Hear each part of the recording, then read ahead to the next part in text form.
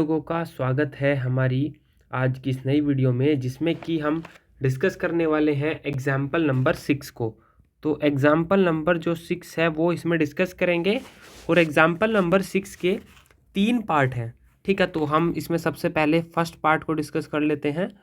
तो first part में जो क्वेश्चन दिया हुआ है वो है साइन की पावर 3x कोस की पावर 3x dx। ये जो है हमें क्वेश्चन दिया हुआ है, तो हमको इसमें इसे सोल्व करना है। सॉरी, जरा इसमें कुछ डिफरेंस है। यहाँ पे जो ये दिया हुआ है 2 दिया हुआ है। ठीक है, ये 2 दिया हुआ है। चलिए तो स्टार्ट करते हैं इस क्वेश्चन को। तो देखो इस क्वेश्चन में देखो सबसे पहले क्या करना है, इस तरीके का क्वेश्चन आ जाए जब साइन और कोस में दोनों ही।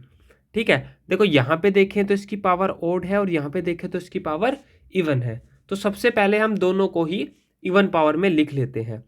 तो इवन पावर में किस तरीके से लिखेंगे कि भाई हमने साइन का स्क्वायर लिख लिया और कोस का भी स्क्वायर लिख लिया। ठीक है, दोनों इवन पावर में। लेकिन यहाँ पे तो 3 पावर है, 2 पावर हमने यहाँ पे लिख ली, तो 1 पावर जो एक्स्ट्रा बची वो हम यहाँ पे लिख लेंगे। ठीक है, फिर वही सेम हमको ऐसा करना है कि जिस चीज़ का डिफ्रेंशिएशन होके दूसरी टर्म आ जाए, जैसे हम करते हैं। तो यहाँ पे हमें दिख रहा है अगर हम कोस को टी मानेंगे तो साइन एक्स, क्योंकि ये दोनों तो हम एक ही फॉर्म में बदल सकते हैं। कैसे, देखो ये जब जो है आपका कोस में है तो इसको भी हम जरा कोस में बदल लेते हैं। तो इसको क्या लिखेंगे, 1 माइनस कोस स्क्वायर एक्स, और इसको क्या लिखेंगे, cos square x sign x d x. अगर हम कोस को टी मान लें तो हम क्या करेंगे, यहां से let cos x is equal to t, then differentiate with respect to t. Now क्या जाएगा, minus sine x d x is equal to d t. I hope आप लोगों को यहां तक समझ में आ गया। ये आ जाएगा या नहीं, तो यहां से हम ये बोल सकते हैं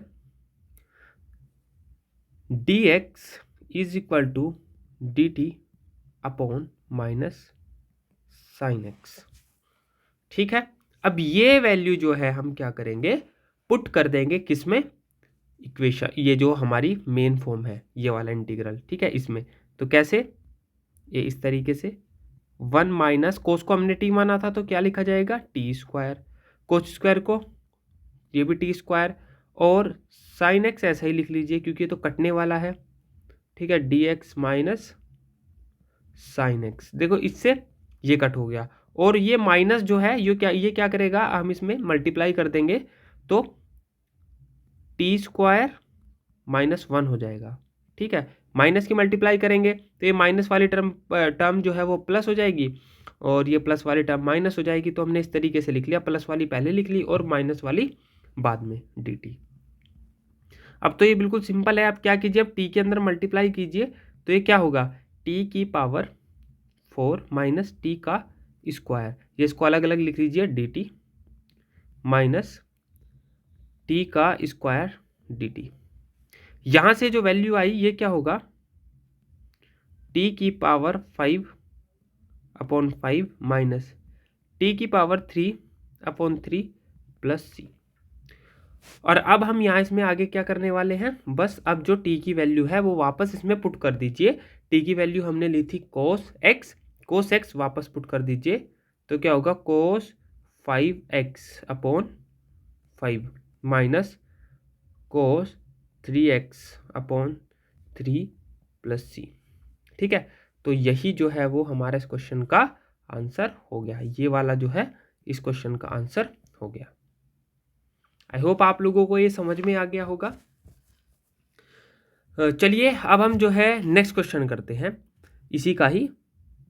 तो नेक्स्ट क्वेश्चन में देखते हैं क्या बोला हुआ है। तो इसका सेकंड पार्ट है वो भी हम इसी वीडियो में कर लेते हैं। तो देखो इसमें दिया हुआ है कि sine x upon sine x plus a dx। ठीक है, ये दिया हुआ है। तो इस क्वेश्चन को हमने कैसे करना है, कैसे करेंगे हम इसको, इसमें सबसे पहले हम क्या करेंगे, देखो जगह कम होने की वजह से मैं यहाँ पे लिख ले रहा हूँ इधर, लेकिन आपको इसी तरीके से लिखना है, उसके बाद यहाँ, उसके बाद यहाँ, उसके बाद, ठीक है, इस तरीके से आप लिख सकते हैं।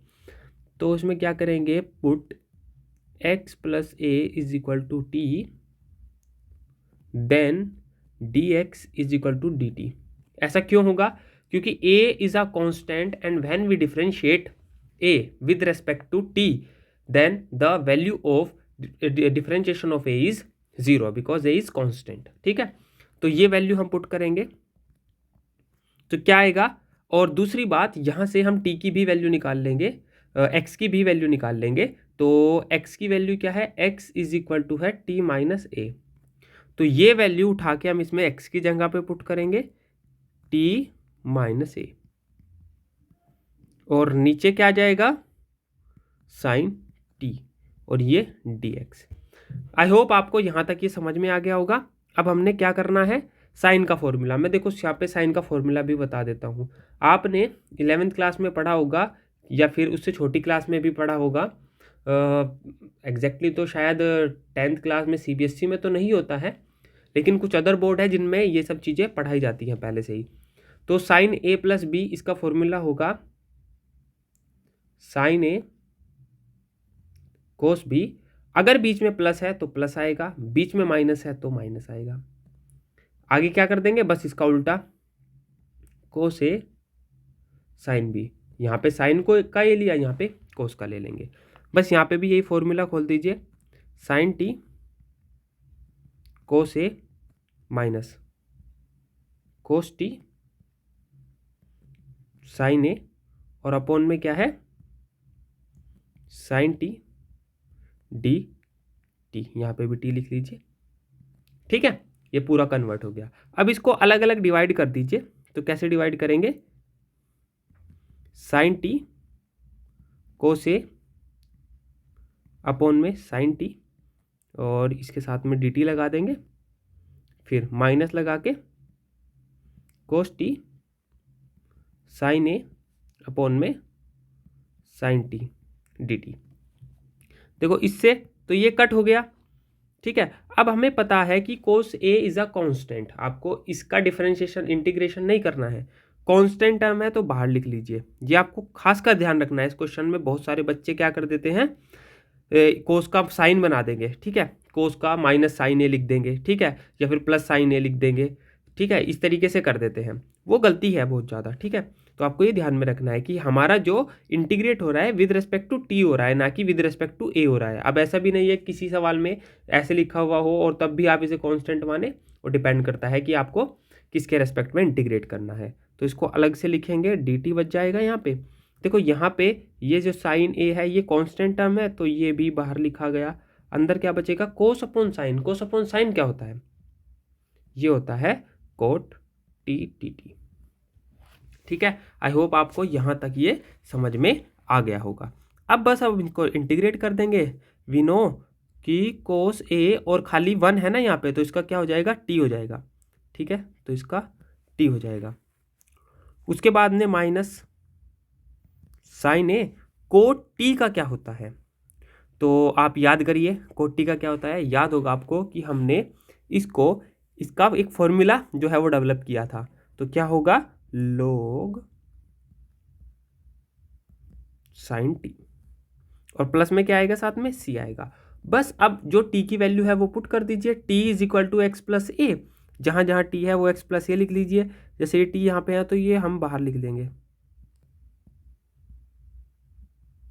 माइनस, सेम इसमें साइन ए और log के साथ में साइन एक्स प्लस ए और प्लस सी।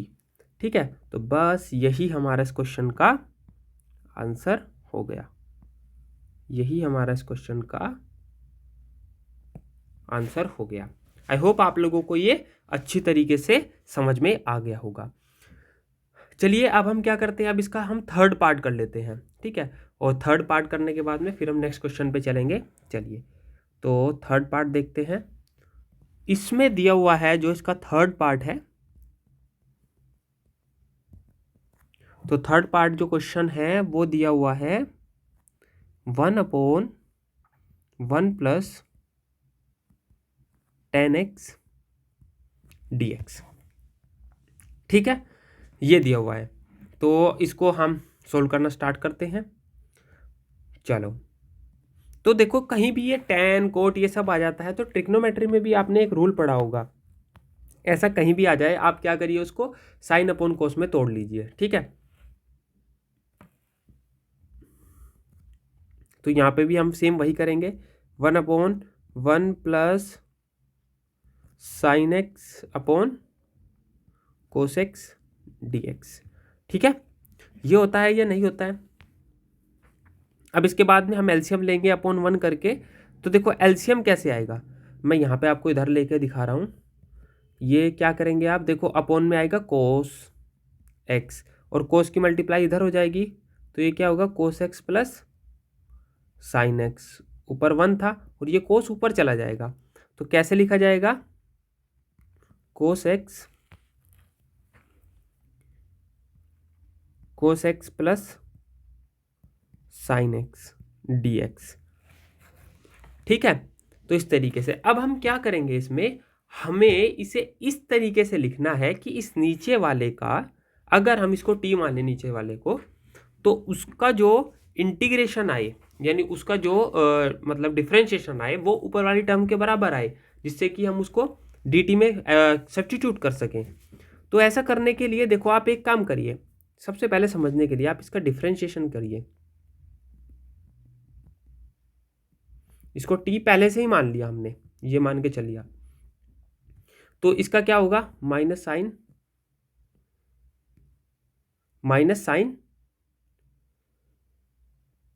x, और इसका क्या होगा, cos x dx is equal to dt। तो बस हमें इसको ना इस तरह की फॉर्म में लिखना है।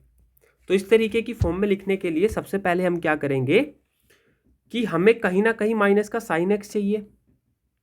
ठीक है ना, माइनस का साइन एक्स चाहिए। अब माइनस का साइन एक्स चाहिए होगा, मान के चलिए अगर हम यहाँ पे माइनस का साइन एक्स माइनस कर दें, तो फिर ये माइनस कैसे बैलेंस करने के लिए हमें फिर साइन एक्स प्लस का भी चाहिए होगा। फिर मान के चलिए इस टर्म का तो चलो सोल्यूशन हो जाएगा, ये इस वाले पार्ट का यहाँ पे जो मैं लिख रहा हूँ इसका तो सोल्यूशन हो जाएगा, ये फिर अटक जाएगा। तो इसलिए हमें दूसरी भी ऐसी ही टर्म चाहिए जो इसको कंप्लीट कट करे। तो इसके लिए हम क्या करेंगे, चलो मैं आपको बताता हूँ। तो आप क्या करिए, 1/2 से नीचे मल्टीप्लाई, यानी 2 से ऊपर मल्टीप्लाई और 2 से नीचे मल्टीप्लाई, ये वाला जो 2 है इसको अंदर लिख लीजिए। तो यानी कि सीधी सी बात है कि बाहर क्या बचा, 1/2। ठीक है, तो यानी कोस जो है वो 2 बार लिखा जा सकता है। तो हम कोस को एक बार तो यहाँ पे ऐसे लिखेंगे, दूसरा कोस हमने यहाँ पे ऐसे लिख लिया। अब क्या करेंगे, इसमें तो हमने साइन माइनस कर दिया, हमें पता है कि इसका फिर इंटीग्रेशन हो, वो डिफरेंशिएशन करेंगे तो इंटीग्रेट करने पे ऊपर वाली टर्म जो है वो डिफरेंशिएशन से सब्स्टिट्यूट हो जाएगी।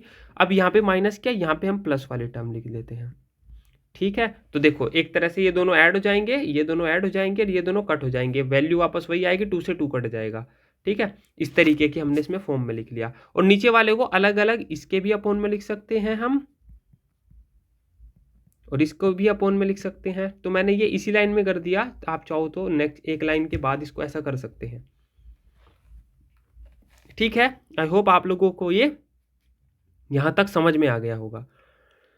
तो अब क्या करेंगे, देखो 1/2 तो बाहर है, तो इसे क्या करेंगे, देखो ये इससे पूरा कट हो जाएगा, तो यहाँ पे क्या हुआ, 1 dx के साथ में अलग लिख लेते हैं। फिर उसके बाद में अगली टर्म क्या आई, cos x minus sine x upon cos x plus sine x dx, ये आई अगली टर्म। इसका तो हमें पता है सीधा सीधा लिखा जा सकता है x, ये तो क्या हो गया भैया, x हो गया। ठीक है, इसको अगर हम नीचे वाले पार्ट को देखो t मान ले ये, तो हम देखेंगे कि कोस एक्स अगर पहले लिख दूं मैं यहाँ पे, देखो इस तरीके से कोस एक्स पहले लिख दिया और साइन एक्स पहले, dx is equal to dt, तो यानी कि पूरा कट हो जाएगा, इस पूरे पार्ट को मैं क्या लिख सकता हूँ, dt लिख सकता हूँ, और नीचे वाले को t, बस अब आगे तो देखो सिंपल सा ही है, ये 2 की मल्टीप्लाई इसका अंदर भेज दीजिए, ये क्या होगा x/2 प्लस देखो इसका क्या हो जाएगा 1/t का क्या होता है 1/2 ऐसे लिखा हुआ है और log t हो जाएगा प्लस c और t की वैल्यू वापस एलिमिनेट कर दीजिए इसी में ही, वापस पुट कर दीजिए इसमें। देखो मैं यहाँ पे पुट करके दिखा देता हूँ आपको। आंसर हमारा आया x/2 प्लस 1/2 log, और जो t की वैल्यू क्या थी cos x plus sin x plus c, और बस यही हमारा इस क्वेश्चन का आंसर हो गया। आई होप आप लोगों को ये अच्छी तरीके से समझ में आ गया होगा। ठीक है, तो ये इस क्वेश्चन का आंसर हो गया। तो हमने यहाँ पे तीनों ही क्वेश्चन कर लिए। अब मिलेंगे एक्सरसाइज 7.2 में। आप लोगों ने वीडियो देखा, इसके लिए बहुत बहुत धन्यवाद। आप हमारे ग्रुप ज्वाइन कर सकते हैं जहाँ पे अगर आपका कोई भी डाउट है वो सोल्व किया जा सकता है। और इसके बाद हम प्रीवियस ईयर क्वेश्चन भी करेंगे इंटीग्रेशन के, जो पिछले 5-6 सालों में क्वेश्चन आए हैं। तो आप हमारे साथ बने रहिएगा, सारे क्वेश्चन देखिए, सारी वीडियो देखिए और अच्छे तरीके से आप समझिए और अच्छे तरीके से अपनी प्रिपरेशन कीजिए। तो थैंक यू, जय हिंद, जय भारत।